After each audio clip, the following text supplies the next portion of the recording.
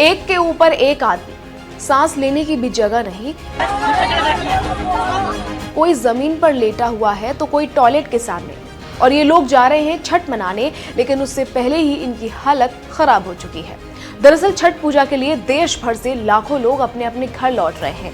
भारतीय रेलवे ने इस बार छठ पर्व को लेकर विशेष तैयारी की है और हजारों ट्रेनें चलाई जा रही हैं। नई दिल्ली रेलवे स्टेशन पर व्यवस्था बेहतर नजर आई है। यात्रियों के लिए अलग अलग लाइनें, टेंट और सुरक्षा के कड़े इंतजाम भी हैं। लेकिन ट्रेन के अंदर खासतौर से जनरल बोगी की असलियत कुछ और ही है।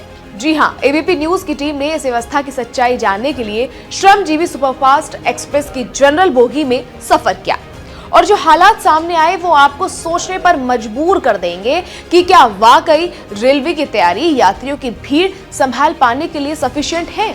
नई दिल्ली रेलवे स्टेशन से पटना की ओर जाने वाली श्रमजीवी सुपरफास्ट एक्सप्रेस में सवार होते ही जो नजारा देखने को मिला उससे दंग रह जाना भी कम है।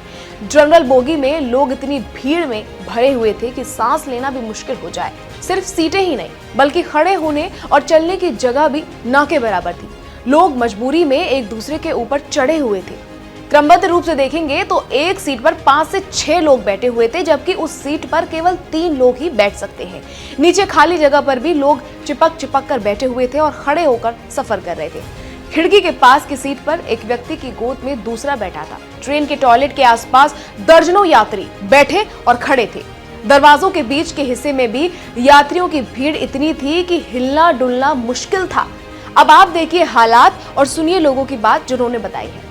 बैठने की जगह नहीं मिली, कैसी स्थिति है? हाँ, बहुत अच्छी पैर रखे का जगह नहीं है।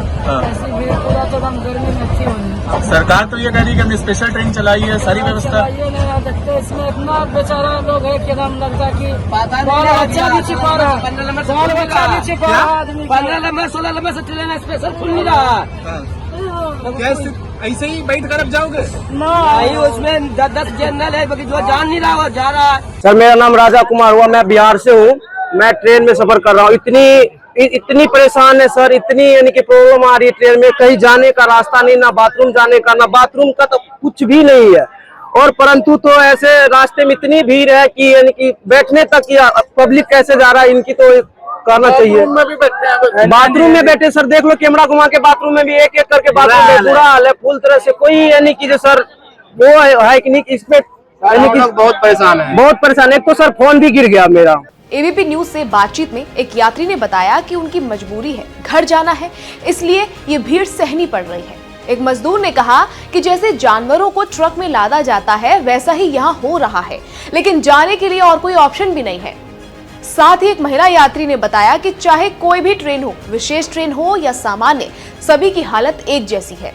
खड़े खड़े सफर करना पड़ रहा है, बच्चे जमीन पर लेटकर सफर कर रहे हैं। वहीं भारतीय रेलवे बार बार ये दावा कर रहा है कि व्यवस्था पूरी तरह से ठीक है। विभाग का कहना है कि सोशल मीडिया पर जो तस्वीरें और वीडियो वायरल हो रहे हैं वे पुरानी है और स्थिति कंट्रोल में है। लेकिन एबीपी न्यूज की टीम ने जो ताजा वीडियो और तस्वीरें रिकॉर्ड की हैं, वो रेलवे की दावों की पोल खोलती नजर आ रही हैं। इनमें साफ नजर आ रहा है कि लाखों यात्री इस भीड़ में बेहाल हैं। 2 कोचों के बीच संकरी गलियों में भी खड़े यात्रियों की भीड़ देखी गई। इस साल छठ के मौके पर रेलवे ने 12,000 से ज्यादा विशेष ट्रेनें चलाने का दावा किया है, लेकिन भीड़ इतनी ज्यादा है कि रेलवे के अनुमान से कहीं ज्यादा लोग बिहार की ओर जा रहे हैं।